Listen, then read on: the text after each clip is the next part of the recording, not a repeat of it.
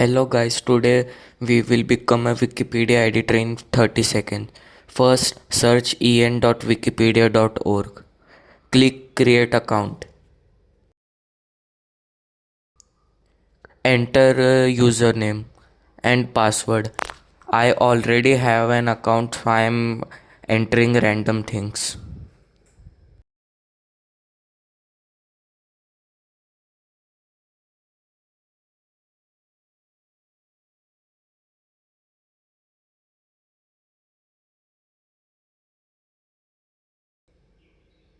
After creating the account, you will see this page.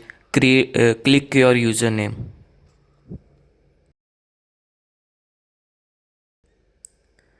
Click the first article that you want to edit. You may get another interface as you are creating a new account. Now you can edit the article.